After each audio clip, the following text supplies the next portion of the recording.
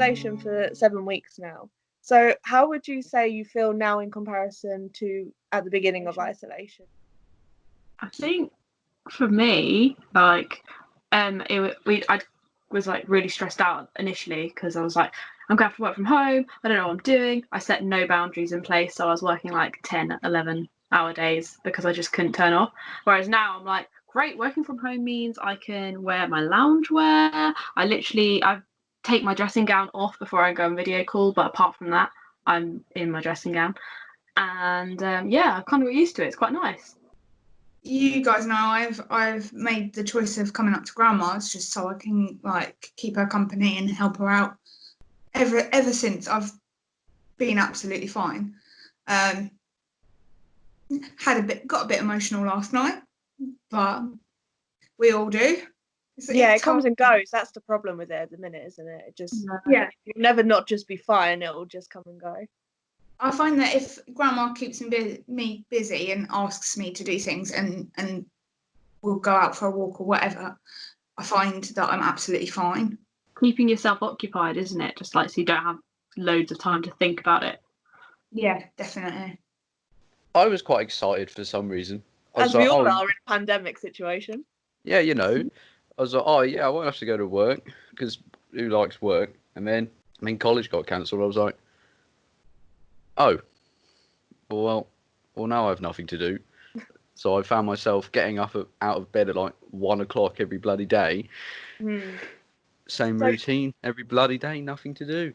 So just to clarify, obviously you've been in your final year of college and missed out on that, haven't you? And you've chosen not to go to work because of isolation, things like that. Katrina, you're working from home, aren't you? Yeah.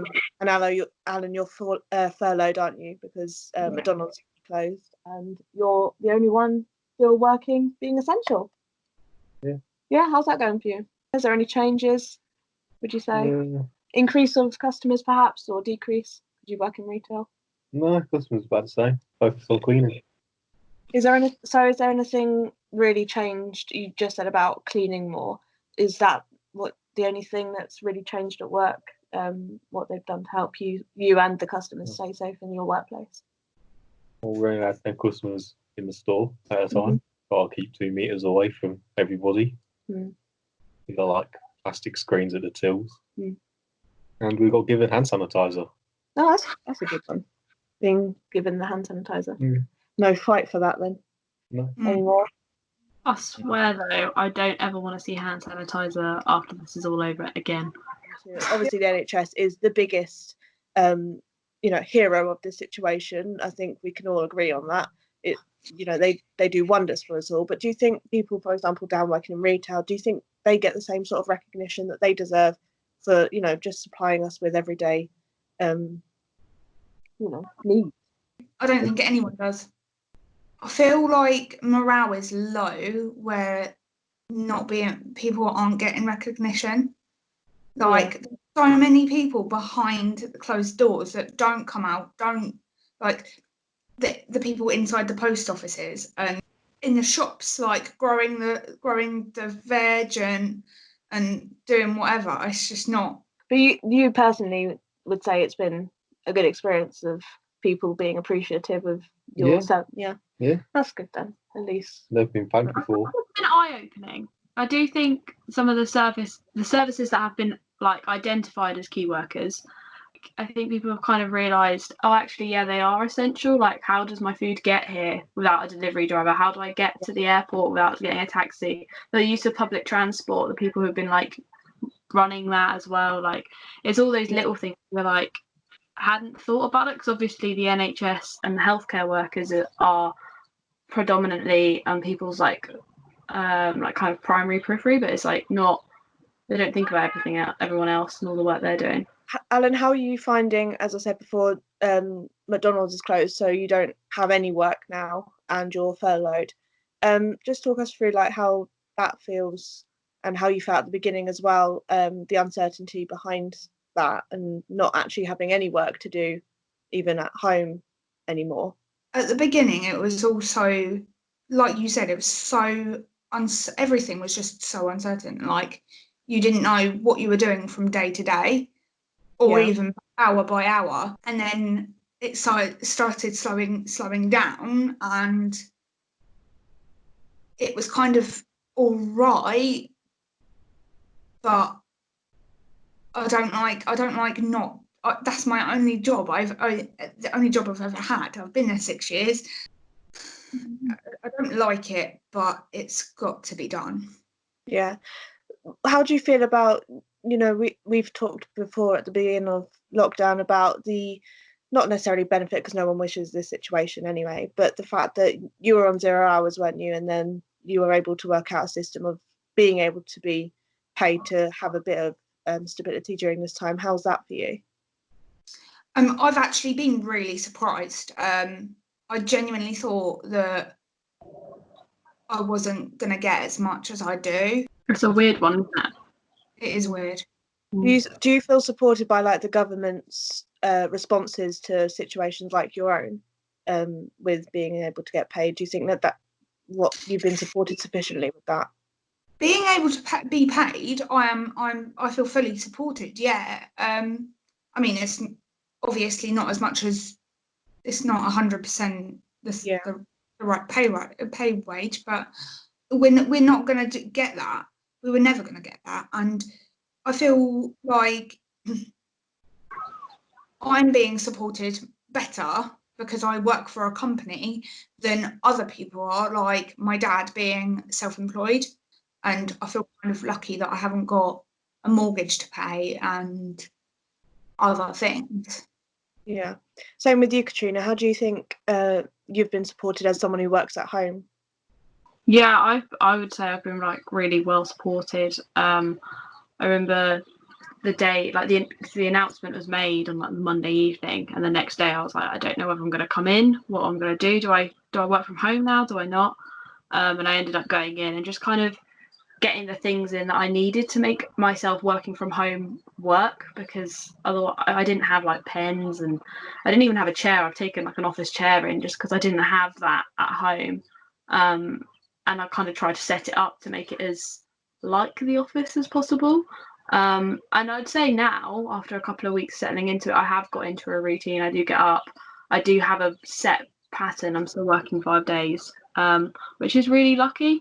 And I'm very fortunate to be in a position where I don't have like some of those extra responsibilities, like you're saying, and about like having a mortgage to pay, or even just having like dependents around. Like I haven't got to look after or homeschool anyone, so like very grateful to be honest that I've been able to get as much work done that I have been.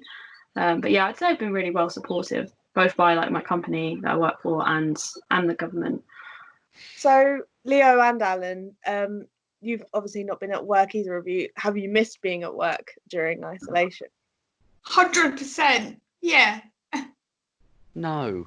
But Leo, you're going back to work at the weekend, aren't you? I literally go back tomorrow, yeah. Yeah. Because you work with Dan, don't you? So Yeah. Tell us why you decided to not be an essential worker and do work during this time of isolation at the minute. I don't know. I thought, well, I've got my dad, who's just in the other room. He's got a MS, and I was like, well, the first thought was like, well, I don't really want to give it to him, do I? Or myself, to be honest. And then, Who would? Then, well, I was like, well, I don't really want to risk going to work, so I just like stayed at home for ages. What's it been like having someone with a higher risk of problems with COVID-19 living in isolation with you? How's that been? Has it been any different than you would have expected anyway, or have you been a bit more cautious because of it? Well, being as I don't do much anyways, I don't do much shopping. Like, it's for Mum that does it. She does it. I don't know what she does, but she must keep her distance as much as she can. Yeah. Yeah. I mean, washes her hands as soon as she gets in. Just stay clean. And you are technically in your last year of college now, aren't you, as well? Oh, yeah. So how do you feel about missing out on finishing college then? Oh, it's very annoying. He's doing music, and he's meant to have a gig in 3 days is when it was meant to be. Obviously, that's not happening, so I don't even know what's going to happen now. Oh, Guess God. You can always do a little gig for us in 3 days. That's fine. That's it. We're all in. Oh dear. I guess it feels a bit anticlimactic in a way. Like, Yeah, definitely. it's college, but it's kind of like, oh, okay, now what? Now what? Yeah. I didn't apply for uni because I didn't want to do that. So Yeah. I don't know what to do. Yeah, it's almost like you've lost that. But I mean, I know personally from college and university, I really utilised the last few months to really decide what I wanted to do next, and Yeah. you've kind of lost that. So the last little bit of time you had to decide, you've just kind of Yeah. lost. I don't I know know how they've completely taken that away, haven't they?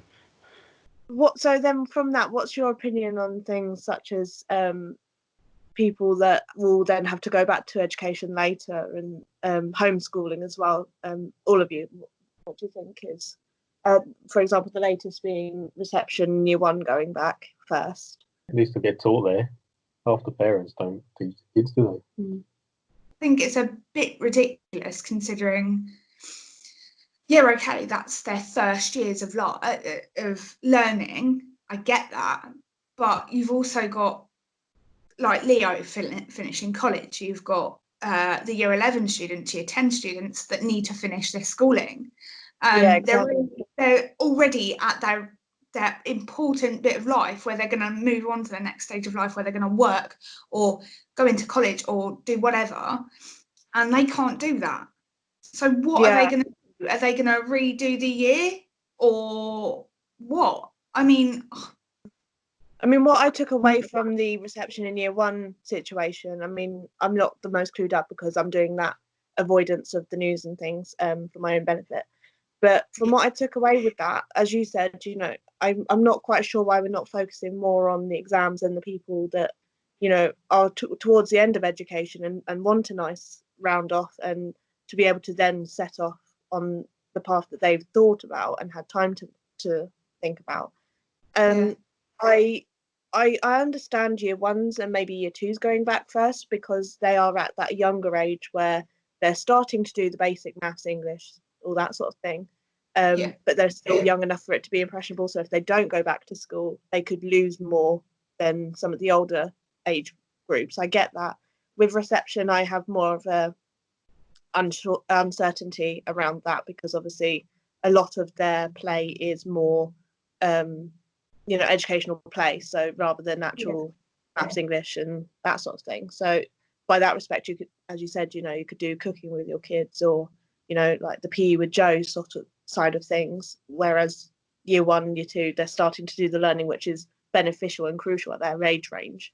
I think it's such a predicament because there's so many factors to consider, and it's like what option really is the best. And a lot of things are so conditional, like those age groups coming back in June is conditional on so many things, like in the next couple of weeks, and about obviously the rate and the spread of it all, and like whether realistically those measures can be put in place. And it's like it's so difficult to plan. That's what, like, even within my role, like just trying to plan ahead is quite difficult because you're just trying to manage what's going on right now and trying to guess where you'll be in a month's time.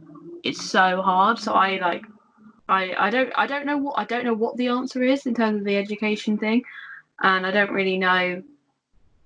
don't know whether bringing them back this soon is good. I'm not sure how I feel about that, but I completely understand it's an absolute nightmare. So I really just think they should just abolish the whole summer holiday. Get rid of it just for this year. Then they can have their month, 6 weeks of getting all that work done. I know they're not going to like it, trust me. But you've had all this time off. It's been a holiday, as it is. Well, for them anyway.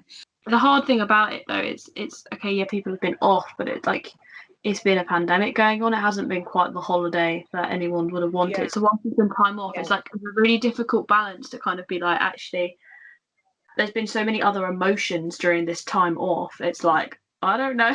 I don't know if I was that age, like being told, okay, you're going to have to do this now, how that would impact me. It's a tricky one because, as you say, it's not just a holiday, it's the emotions. There was that quote I mean, I don't know it word for word, but the one where, you know, you're not just working at home, you're working at home during a traumatic experience, and it figures for not just people working, but people studying at home as well, for sure. Yeah. So what have you guys actually been doing to pass the time? Obviously, we've had a couple of games night, some of us here and there, a few movie nights. What else have you guys been doing to occupy yourself? Been going on bike rides with my brother. Even though I have an electric bike, still exercise. Until you got a puncture last week. Oh yes, until I got a puncture. I didn't even want to go that time because I was tired. I went, no, come on, you're coming. I went, got a puncture in the tyre, and I just had to get a lift home from my mum. She wasn't impressed. I've been getting into the garden, mowing the lawn. That's the one. Mowing the lawn more or less it feels like every day. I've done it quite a few times. Do you think that that's the sort of thing you'd take as like a nice downtime, having got into it through quarantine? When I am up here visiting grandma, I will be going, oh, that's a rose, that's a lily, that's a whatever, and help her with the weeding or planting some pretty flowers or mowing the lawn. It doesn't matter. I do whatever. I mean, you've taken away the knowledge with you, at least, by all the plants. She is very proud of me. What have you been doing, Katrina? I guess like I've done a lot of baking, and I'm baking different things. We all. Yeah, we've all been doing, like, I don't know how many banana breads I've made, but today on offer we've got millionaire shortbread, which I've never made before. So yeah, I've left the shortbread to like cool, and I've got to go make the caramel to go set on it. So yeah, I've never made it, so I'm a bit nervous, but it's kind of nice to do, like, make different things. I've had more time to cook and bake different stuff, and then I've just been reading, really. Apart from that, and TikTok, unfortunately. I'm sorry. Oh, has anyone else been bored enough to TikTok yet? No. I've not. I've been watching them. I haven't got an account. I am not doing them. I'm not good with stuff like that. So. Oh, I haven't like actually made anything yet, but actually that's a lie. I've made one. But I've definitely thought about it and definitely practiced. So, sorry. Wow. I'm a fully grown adult. I don't need TikTok. I barely use Instagram. Yeah, I totally agree. There is one little elephant in the room we've not discussed, and that might be the fact that someone has taken it upon themselves to have a quarantine haircut in their free time. And that means that one of us looks like we've got fake hair on. And I wonder who. So Dan, tell us about how it went. Well, I say one of us. Two of us have had quarantine haircut disasters, have we not, Katrina and Leo? So, basically, the first week into lockdown, there was no time at all before I was looking at the scissors going, I want to chop my hair off, like all of it, it's gone. So I rationalised it out. Me and my sister, we had made a deal, was like, so we'll do each other's. So we got some proper scissors, and I was to go first. She was going to have to cut my hair first. I was like, okay, fine. Right, I literally just want this amount off, like tiny amount. And then we can take it from there. And I went through this a couple of times with her, and we were set up in my kitchen on like a stool, and she goes, yeah, just this amount, isn't it? And I was like, yep, that's great. So she, like, my hair she brushed it all the way at the back, and then she like made the first snip, and she was like, great. And I was like, oh, this is exciting, you cut it. And then she went round to pull it back round to show me, but my hair didn't like make it all the way back round past my shoulder. And I was like, how much did you cut off? And she was like, a bit more than I thought. And I was like, did you not listen to me when I said take the little bit off first? And she was like, no. So at that point we just had to make do. So she evened out the whole back, and then we brought the front round, and I was like, I'm gonna have to cut it myself. So I cut this bit of my hair, and I was like, well, just have to hope for the best. So now my hair's quite fluffy. You can't really see it now, but when you brush it out, it's quite fluffy. So now I have a bit of a triangle head, but it's fine. I've adapted, and I don't hate it now. But it's not as. She gave me the authentic haircut. She took more off than what I asked. So At least you still have enough to bun it or tie it up so it doesn't look so bad. That's a good point. At least you haven't got a bowl cut. Mm. Or at least I'm not bald. Moving on. I don't know who you're on about. Come on, So, show up. I don't even know what I was thinking. I looked in the mirror. I was like, I don't want it. I was like, so I literally just went and sat in the bath and cut it off. You sat in the bath to cut it off. First of all, this wig is fantastic. Is Oh it? yeah, it looks pretty real. Yeah, I don't want to offend you, but you look a bit like Rick Astley. Yes, I was just thinking that. There's nothing wrong with Rick Astley. He's never going to give you up. Well, let exactly. you I'm gonna down. let you down. My hair gave up a long time ago. Right, here you go. Oh my goodness. It's beautiful. Why? Just why? Why not is a question. Did you do it all yourself? I did the most of it, and then Mum just made it so it's not any patches anywhere. I was going to say it doesn't look patchy, so you've done a good job. I guess it will take a long while to get used to it. It's grown a fair bit since I did it. Yeah. Now, when you first did it and showed us that first day, I don't know whether it was just the lighting or because it was fresh. Your head was so shiny. It was unbelievable. Whereas now you can see the stubble. Oh dear. It's only in quarantine, that you do that, and you like. I would never normally trust my sister with a pair of scissors, but quarantine, I was like, yeah, do it. You can chop my hair off. But usually you do it at the beginning if you were going to do it. I was like halfway through. More than that, I was like, not the best idea. I've asked if my sisters want me to shave their head, and I'm surprised to say that they weren't keen. So you should have had Leo around. He would have had you shave his head. I would like to point out, I saw Leo a couple of days before the lockdown was announced, and I said, do you want me to cut your hair for you? It won't be styled as done professionally, but it will be short, and, I do downs on the regular. So, I know I can get my way around a nice, even, short, not bald cut. And he was like, no, I'll get it done professionally. I'll just get it done. And he did get a haircut in just before quarantine. And then he decided to do his own during quarantine, even though I offered to sort him out. Unbelievable. You could have literally just shaved it off to begin with. Could have done. Well, that was my point. Is I offered to do him a cut, like maybe like a 4 or 3 all over, which is what I did the boys. So I'll put a picture in of what the boys look like. But it looks good. I do Dan a 4 whenever I do his, just all over, and yet someone didn't trust me, and yet did the exact same thing but shorter. What's everyone looking forward to about getting out of quarantine? Just seeing people and eating food. Well, that's it. That's all I do anyway. That's what my life goes around. Work. What you mean is out to out food. Yeah. Yes. Steak and chips. Too I early. miss going out on just like Never. day trips. Yeah. Like when we went to Pets at Home and the animals actually got to be in the store, so it was just a little day to go see the animals and like a few bits. I just miss doing that, but I miss going out on day trips, and having just got my mobility scooter, I would like to go to hilly locations and be able to move without struggling every 2 seconds. Yeah. So that's what are we all going to do first? I think just going out and testing my scooter in a hilly town is what I'm going to do first. That's a good one. You should go to Crowborough for that. Crowborough, Hastings, Brighton, all on the list. All on the list.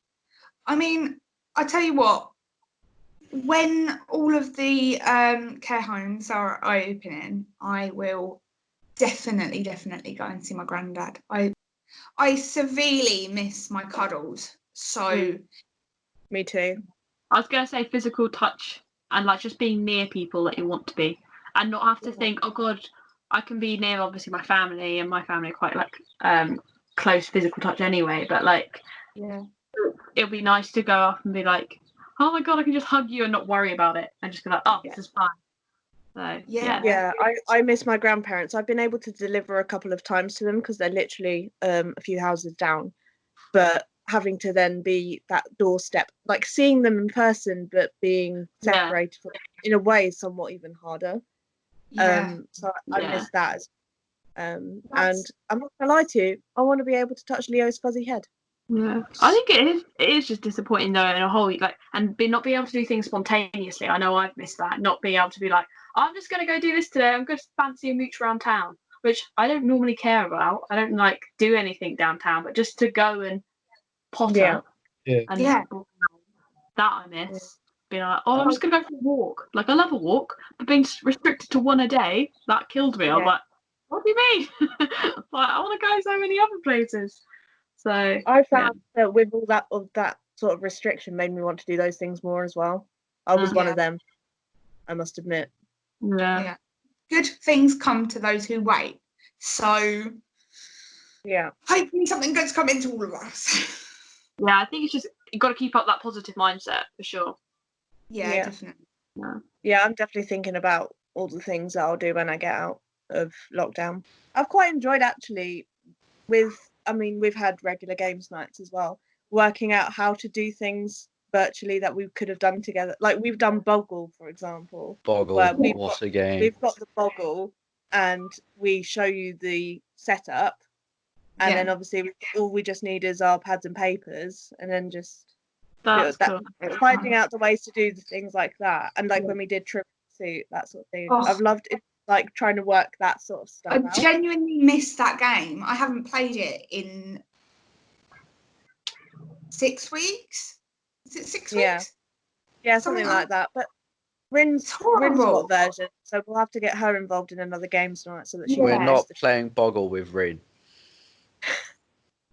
I don't want to play Boggle anymore, to be quite honest. Oh, just because you can't spell. Oh no, just because you make it competitive. I'm going to end this section here. Okay, no more fighting about the games. I also forgot. You know we were talking about missing doing things and what we can't wait to do. Yeah. I know I don't mean to do it, and some people think I do it purposefully, but I actually miss being late to things. You were literally late to this. You were late to this. Late to this. Yeah, but shower. I don't understand people like you. I don't mean to. I swear I don't mean to. And yeah, I know. I just can't stand people who are late. Leo, listen, you and Alan are two different types of late people. Alan is late because she gets distracted, so she is constantly doing stuff, which makes her late. Yes. You sit there till the last minute, till you are late, and then do the thing. Like yesterday when we were on a call, and you were like, "Oh, I really need the toilet," and I've been waiting all the film to go to the toilet, and I was like, "Okay, cool, you go." 10 minutes later, still hasn't gone to the toilet. Waits for me to say, "Leo, I thought you were going to the toilet." Oh yeah, then leaves. That's more annoying than Alan, because at least Alan's constantly doing something. You both just need to work on time management. Let's be honest. Unfortunately, my phone is like on 3%, and I've been ignoring the reminders, but I didn't see that it'd gone down to 3. So I might die, I might not, but I didn't want it to die whilst you were talking. It's been nice chatting. No doubt we'll video call another time because it will be a while until we're reunited. But as soon as we are, we're having a bev. Or always having a bev. Yeah. Lovely talking to you. Enjoy your dead mobile, Katrina. Yeah, I need to go put it on charge, which is what am I going to do now? Ooh, no, I'll sort out the millionaire shortbread. I'll deal with that. Well, good to see you guys. I'll see you later. Yeah. Good to see you. Bye. Bye. This needs to off, doesn't it? Let's be honest. Yeah. That's about it. Bye, Corona. That's the mood. I'm in Disneyland. Oh, bugger off with you, man. That's beautiful.